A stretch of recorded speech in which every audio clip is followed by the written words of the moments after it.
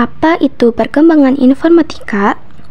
Perkembangan informatika yaitu kemudahan komunikasi dan berbagai informasi yang kita dapatkan saat ini menjadi salah satu bukti semakin maju dan berkembangnya dunia teknologi. Era yang dikenal dengan nama era digital telah membawa dampak yang cukup besar di berbagai bidang kehidupan. Sangat terbatas, bahkan bentuknya cukup besar dan hampir memenuhi satu ruangan. Pertama, ada sejarah komputer diawali sebelum Masehi, sekitar 2400 BC atau sebelum Masehi. Pada tahun tersebut ditemukan mesin abacus atau yang sering disebut sempoa, adalah alat bantu berhitung. Alat ini digunakan untuk melakukan perhitungan matematika dengan menggunakan manik-manik yang dipindahkan pada batang. Abacus pertama kali ditemukan oleh bangsa Babilonia sekitar tahun 300 sebelum Masehi.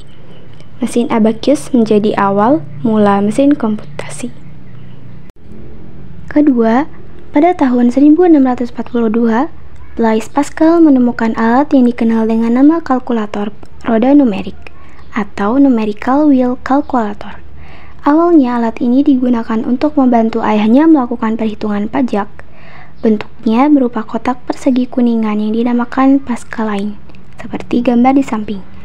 Dilengkapi 8 roda putar bergerigi untuk menjumlahkan bilangan hingga 8 digit. Alat ini merupakan alat perhitung bilangan berbasis 10.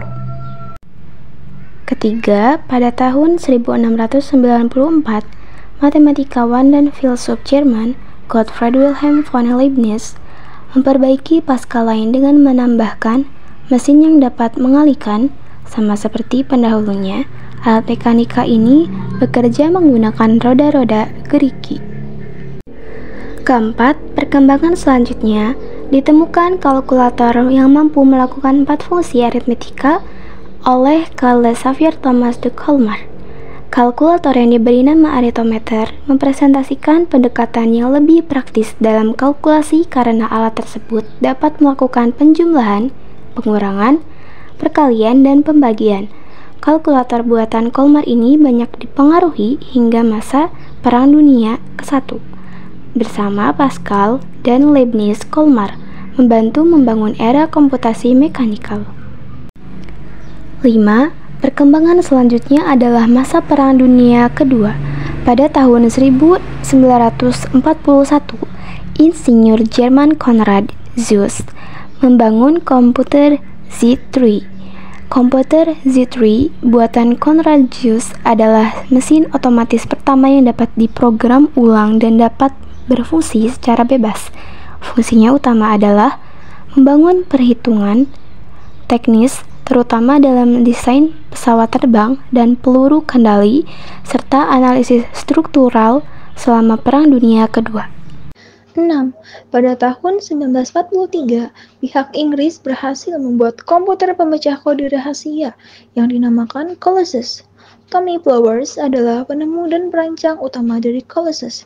Namun, Colossus tidak terlalu memengaruhi perkembangan komputer, karena Colossus bukan merupakan komputer serbaguna general purpose komputer. Ia hanya didesain untuk memecahkan kode rahasia. 7. Tahun 1900 sampai 1973, Howard H. Aiken, insinyur Harvard yang bekerja sama dengan IBM, berhasil memproduksi kalkulator elektronik untuk US Navy. Ukuran kalkulator tersebut cukup panjang, hampir setengah lapangan bola kaki, dan memiliki rentang kabel sepanjang 500 mil. Komputer yang diberi nama The Harvard IBM Automatic Sequence Controlled Calculator atau Mark I merupakan komputer relay elektronik.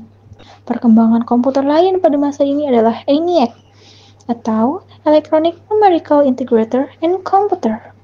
Komputer ini dibuat antara pemerintah Amerika Serikat dan University of Pennsylvania yang terdiri atas 18.000 tabung vakum, 70.000 resistor, dan 5 juta titik solder. Komputer tersebut merupakan mesin yang sangat besar yang mengonsumsi daya sebesar 160 kW. Komputer rancangan John Presper Edgar dan Johnny W. Mauchly merupakan komputer serbaguna atau general purpose komputer. yang bekerja 1000 kali lebih cepat dibandingkan Mark I. 8. Pertengahan tahun 1940-an, John von Neumann bergabung dengan tim University of Pennsylvania membangun konsep desain komputer EDVAC atau Electronic Discrete Variable Automatic Computant pada tahun 1945. Komputer ini dilengkapi memori untuk menampung program ataupun data. Teknik ini memungkinkan komputer untuk berhenti pada suatu saat dan kemudian melanjutkan pekerjaannya kembali. Inti dari arsitektur von Neumann terletak pada unit pemrosesan sentral atau CPU yang memungkinkan seluruh fungsi komputer dikoordinasikan melalui satu sumber tunggal. Sampai saat ini, arsitektur von Neumann masih digunakan dalam teknik komputer. 9. Pada tahun 1951, Remington Rand memperkenalkan UNIVAC I atau Universal Automatic Computer menjadi komputer komersial pertama yang memanfaatkan model arsitektur von Neumann. Komputer ini memiliki program kode biner yang berbeda yang disebut bahasa mesin atau machine language. Ini menyebabkan komputer sulit diprogram dan kecepatan menjadi terbatas. Ciri lain komputer generasi pertama adalah penggunaan tube vacuum yang membuat komputer pada masa tersebut berukuran sangat besar dan silinder magnetik untuk penyimpanan data. 10. Komputer terus mengalami perkembangan. Pada tahun 1948, penemuan transistor menjadi awal penggantian tube vacuum. Penggunaan transistor menjadi awal dikembangkannya memori inti magnetik. Memori inti magnetik membantu pengembangan komputer generasi kedua yang lebih kecil, lebih cepat, dan lebih dapat diandalkan. Dan lebih hemat energi dibandingkan para pendahulunya. Mesin pertama yang memanfaatkan teknologi baru ini adalah superkomputer. Perkembangan komputer ini dikenal juga dengan nama komputer generasi kedua. Komputer generasi ini menggantikan bahasa mesin dengan bahasa assembly. Selanjutnya, muncullah beberapa bahasa pemrograman. Salah satunya bahasa pemrograman COBOL atau Common Business Oriented Language dan FORTRAN atau Formula Translation mulai umum digunakan. Munculnya bahasa pemrograman membuka karir baru seperti programmer, analis, dan ahli sistem komputer. Selain itu, mulai bermunculan juga industri peranti lunak. 11. Selanjutnya, muncul komputer generasi ketiga. Kemunculan komputer ini ditandai dengan penggunaan IC atau Integrated Circuit tahun 1958. Penggunaan IC membuat komputer menjadi berukuran lebih kecil karena komponen-komponen dapat dipadatkan dalam chip.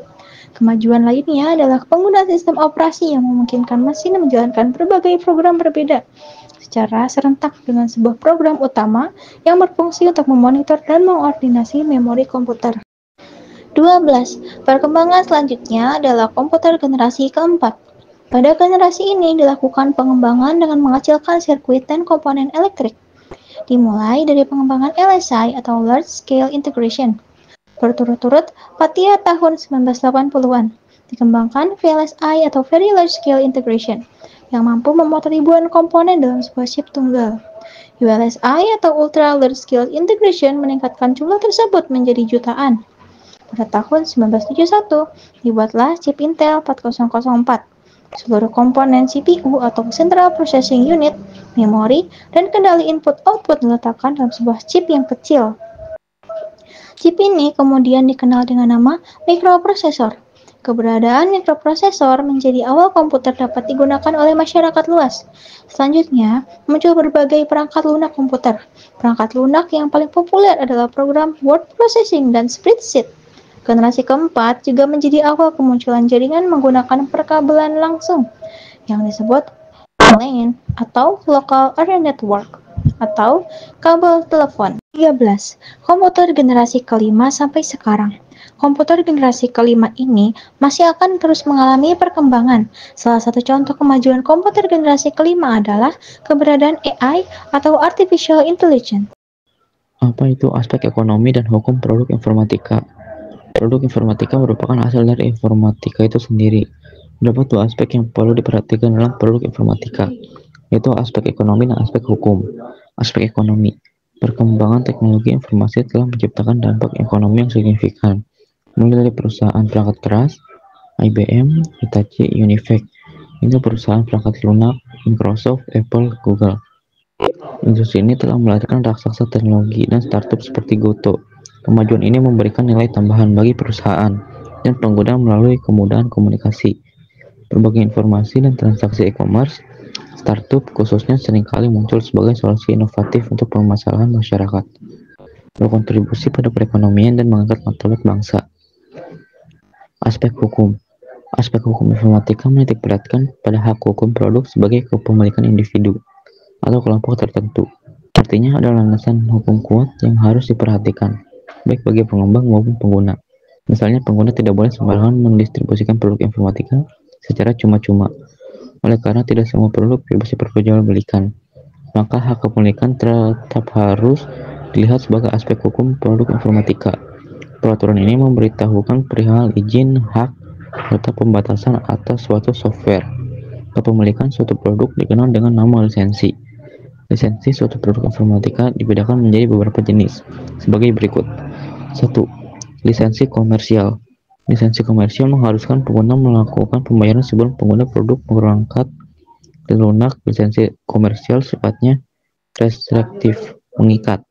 Dalam penggunaannya terdapat berbagai peraturan yang mengatur boleh atau tidak boleh dilakukan pengguna dalam masa pemakaiannya. Misalnya, produk hanya bisa diinstal dalam jumlah tertentu atau pada perangkat tertentu, tidak boleh mengubah kode program, serta tidak boleh menggandakan di luar yang telah disepakati. Kekurangan dari lisensi komersial sangat rentan dengan pembajakan. Contoh, produk, pengolah kata, pengolah gambar, dan sistem operasi. 2. Lisensi domain publik. Perangkat lunak berlisensi domain publik secara sengaja memberikan produknya kepada orang-orang hampir semua dengan lisensi open source. Setiap orang bebas menggunakan, menggandakan, menyebarkan, atau mengubah kode program tanpa ada batasan. 3. Lisensi gratis freeware. Perangkat lunak berlisensi freeware disediakan secara gratis dan dapat diunduh serta diinstal tanpa ada pemungutan biaya. Meski gratis, bukan berarti tidak ada batasan yang diatur dalam lisensinya. Maksudnya, meskipun perangkat lunak berlisensi gratis, terdapat peraturan perusahaan yang tidak membolehkan pengguna mendistribusikan ulang atau mengubah kode programnya. Lisensi lain mirip dengan lisensi gratis, tapi tidak sama persis, adalah lisensi shareware.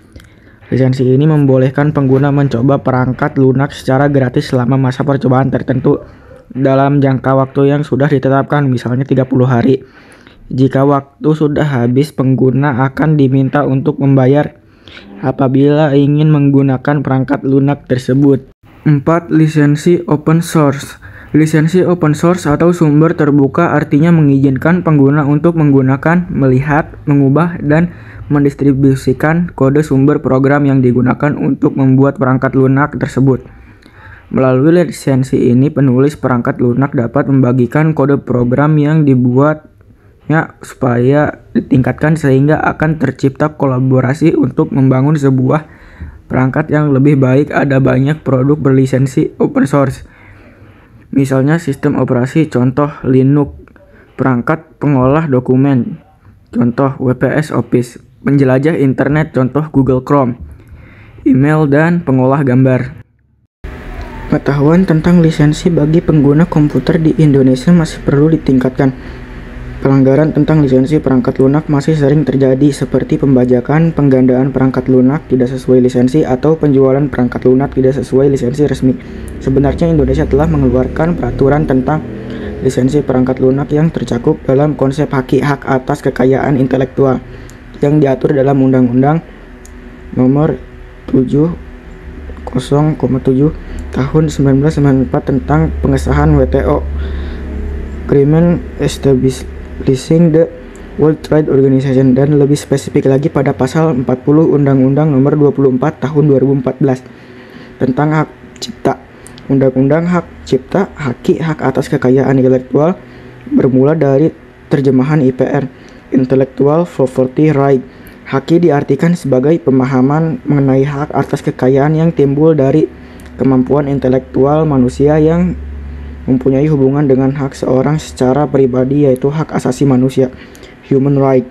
Haki adalah hak eksklusif yang dijamin oleh hukum atas peraturan kepada seseorang atau sekelompok orang atas karya ciptanya. Oleh karena itu, perlu dipahami lagi dan ditumbuhkan kesadaran tentang pentingnya mematuhi aspek legal lisensi perangkat lunak. Adapun solusi lain dengan memilih software yang sifatnya open source.